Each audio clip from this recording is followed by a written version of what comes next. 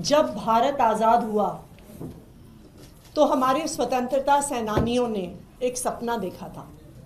उन्होंने सपना देखा था कि भारत में रहने वाले हर नागरिक को अपना प्रतिनिधि चुनने का अधिकार होगा।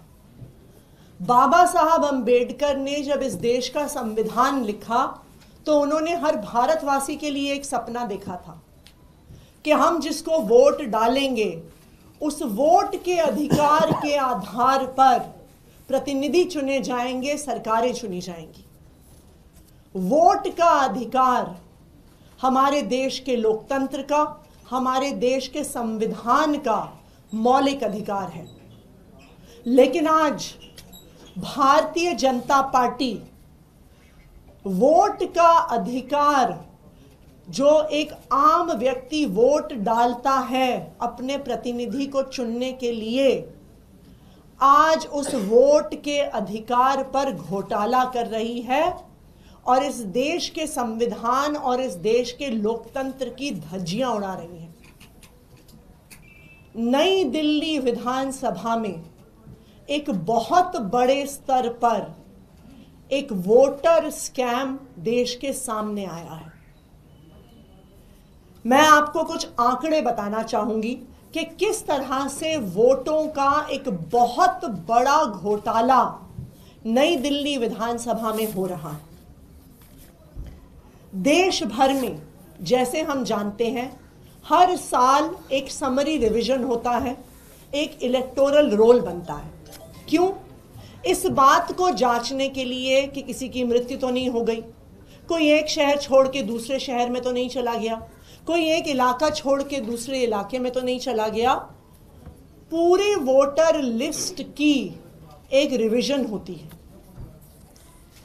ये वोटर लिस्ट की रिवीजन 29 नवंबर तक दिल्ली में चली, जहां पूरी एक मशीनरी इलेक्शन कमीशन की गली गली में गई, मोहल्ले मोहल्ले में गई देखने के लिए कि किसी की मृत्यु तो नहीं हुई, कोई शिफ्ट तो नहीं हुआ। और वोटर समरी रिवीजन के बाद अचानक से नई दिल्ली विधानसभा में हजारों एप्लीकेशन वोटर डिलीशन की आ जाती हैं कि किसी की मृत्यु हो गई, कोई शिफ्ट हो गया, कोई वहां पे रहता नहीं है। दूसरी ओर वोटर डिलीशन के अलावा समरी रिवीजन खत्म होने के बाद हजारों एप्लीकेशन नए वोटर जोड़ने की आ गई। अगर आप आंकड़े देखिए तो नई दिल्ली विधानसभा, जिसमें तकरीबन 1 लाख वोटर हैं, इस 1 लाख वोटर की विधानसभा में 15 दिसंबर और 2 जनवरी के बीच में 10,500 वोटर्स की एडिशन की एप्लीकेशन आ गई। 1 लाख वोटर और उसमें 10,000 अगर हम नए वोटर जोड़ दें तो ये जो नए वोटर जुड़े हैं ये तो पूरे चुनाव को उलट पलट कर देंगे। यानी 10% एक्स्ट्रा वोटर जोड़ने की एप्लीकेशन 15 दिसंबर और 2 जनवरी के बीच में आई। और आप कुछ डेट्स देखेंगे तो आपको अचंभा होगा। 24 दिसंबर को 1103 एप्लीकेशन आई, 25 दिसंबर को 982 एप्लीकेशन आई, 27 दिसंबर को 547 एप्लीकेशन आई, 29 दिसंबर को 734 एप्लीकेशन आई, 30 दिसंबर को 779 एप्लीकेशन आई। यानी हर रोज 800, 900, 1000 एप्लीकेशन वोटर जुड़ने की। ये लोग समरी रिवीजन के समय कहां थे? अगर 29 नवंबर तक पूरी इलेक्शन मशीनरी एक एक गली, एक एक मोहल्ले में जा रही थी, तो 29 नवंबर और 15 दिसंबर के बीच में ये 10,000 लोग कहां से आ गए? इससे ये साफ है कि गलत तरीके से वोटर जोड़ने की साजिश हो रही है। दूसरी ओर एक वोटर डिलीशन की भी बहुत बड़ी साजिश हो रही है। अगर आप वोटर डिलीशन का आंकड़ा देखने जाइए तो 29 अक्टूबर और 2 जनवरी के बीच में 6167 वोटर डिलीट करने की एप्लीकेशन आई। और एक दिन में कभी 500 एप्लीकेशन, कभी 600 एप्लीकेशन, कभी 1000 एप्लीकेशन। 19 दिसंबर को, सिर्फ 19 दिसंबर को 1527 एप्लीकेशन आई। 21 दिसंबर को 700 एप्लीकेशन आई। 24 दिसंबर को 518 एप्लीकेशन आई। 25 दिसंबर को 675 एप्लीकेशन आई। तो जब समरी रिवीजन हो रहा था, जब इलेक्शन कमीशन के बूथ लेवल के अफसर गली गली मोहल्ले मोहल्ले जा रहे थे, तब ये लोग क्यों नहीं वहां से शिफ्ट हुए दिखे? तो ये साफ है कि गलत तरीके से वोट काटने की साजिश हो रही है। और इसका आंकड़ा देखिए, 6167 जो वोट हैं, ये नई दिल्ली विधानसभा के कुल 5.77% वोट हैं। यानी 10% वोट को जोड़ना, 5.5% वोट को काटना, इतने में पूरे इलेक्शन में हेर फेर करने की साजिश।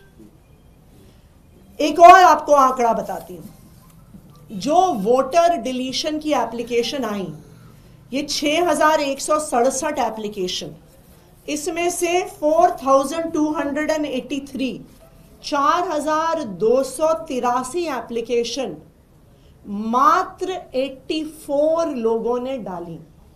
यानी 84 लोगों ने 4000 से ज्यादा लोगों की वोट काटने की एप्लीकेशन डाली। अब कौन है ये लोग जो इतने सारे लोगों के वोट कटवा रहे हैं? जिन लोगों का वोट कट गया है या जो लोग शिफ्ट हो गए हैं, मृत्यु हो गई है, इलेक्शन कमीशन के लोग नहीं ढूंढ पाए, डोर टू डोर सर्वे में नहीं ढूंढ पाए, बूथ लेवल ऑफिसर जो 10 साल से ये काम कर रहा है वो नहीं ढूंढ पाया कि ये शिफ्ट हो गए, इनकी मृत्यु हो गई, ये वहां पे नहीं रहते हैं। पर इन 84 लोगों ने, इन 84 लोगों ने ऐसे हजारों लोग ढूंढ लिए वोट काटने के लिए। सबसे बड़ा सनसनीखेज खुलासा तब हुआ जब इन 84 लोगों को नोटिस देकर इलेक्शन कमीशन द्वारा, ईआरओ द्वारा हियरिंग के लिए बुलाया गया। और ये सनसनीखेज खुलासा, इस स्कैम का एक्सपोजे ये है कि जब इन ऑब्जेक्टर्स को बुलाया गया तो जो सारे ऑब्जेक्टर्स हियरिंग के लिए आए, उन्होंने हाथ खड़े कर दिए कि हमने कोई एप्लीकेशन नहीं फाइल करी। मैं आपको कुछ उदाहरण देती हूं। तरुण कुमार चौटाला जो एनडीएमसी क्वार्टर्स खान मार्केट में रहते हैं, जिनके नाम से 106 डिलीशन की एप्लीकेशंस आई हुई थी। जब तरुण कुमार चौटाला जी 2 जनवरी को हियरिंग के लिए आए तो उन्होंने कहा कि मैंने डिलीशन की एक भी एप्लीकेशन फाइल नहीं करी है। उषा देवी जो गोल मार्केट में रहने वाली हैं, उषा देवी जी के नाम से 52 डिलीशन की एप्लीकेशंस आई हैं। जब उषा देवी जी 2 जनवरी को हियरिंग के लिए आई तो उन्होंने कहा मैंने एक भी एप्लीकेशन फाइल नहीं करी है। तीसरा उदाहरण, श्री राजकुमार जिनके नाम से 82 डिलीशन की एप्लीकेशंस भरी गई थी, जो टी हट्स लक्ष्मीबाई नगर के निवासी हैं। जब 4 जनवरी को वो इलेक्शन ऑफिसर्स के सामने हियरिंग के लिए पेश हुए तो उन्होंने कहा 82 तो छोड़िए, मैंने एक भी एप्लीकेशन फाइल नहीं किया है। इसका क्या मतलब है? इसका मतलब है कि एक बहुत बड़े स्तर पर वोटर लिस्ट को मैनिपुलेट करने का नई दिल्ली विधानसभा में स्कैम चल रहा है, घोटाला चल रहा है। फ्रॉड आइडेंटिटीज को यूज किया जा रहा है। ऑनलाइन वोटर लिस्ट से लोगों के एपिक कार्ड्स, उनके वोटर आईडी नंबर, उनके पते, उनके फोन नंबर लेकर झूठी एप्लीकेशंस डाली जा रही हैं और नई दिल्ली विधानसभा में चुनाव को हेर फेर करने की साजिश हो रही है। इस पूरे प्रकरण में जो पूरी इलेक्शन कमीशन की एडमिनिस्ट्रेशन है, उनका भी रुख बहुत ज्यादा सस्पिशियस रहा है। जब इतने इंक्रिमिनेटिंग प्रमाण, इतना इंक्रिमिनेटिंग एविडेंस सामने आ गया, तो हमारा इलेक्शन कमीशन के अधिकारियों से सवाल है कि आपने अभी तक इन्वेस्टिगेशन क्यों नहीं बिठाई? ये तो बहुत बड़ा स्कैम है, ये तो बहुत बड़ा घोटाला है, लेकिन अभी तक इलेक्शन कमीशन के अधिकारियों ने इसमें कोई इन्वेस्टिगेशन नहीं करी है। मैंने चीफ इलेक्शन कमिश्नर को कल एक पत्र लिखा है, ये पूरे डिटेल्स के साथ, किस तरह से नई दिल्ली विधानसभा में बहुत बड़ा वोटर फ्रॉड हो रहा है उसके बारे में। और हमने चीफ इलेक्शन कमिश्नर से समय मांगा है कि वो हमें समय दें और जिस प्रकार से इतना बड़ा वोटर स्कैम नई दिल्ली विधानसभा में हो रहा है उस पर तुरंत कार्रवाई होनी चाहिए और ये वोटर एडिशन और डिलीशन से लोकतंत्र के हनन की प्रक्रिया को तुरंत बंद होना चाहिए। Stay ahead with our cutting-edge news app. Instantly access the latest shorts in just 1 minute and breaking news in just 50 words. Download now for a smarter, faster news experience.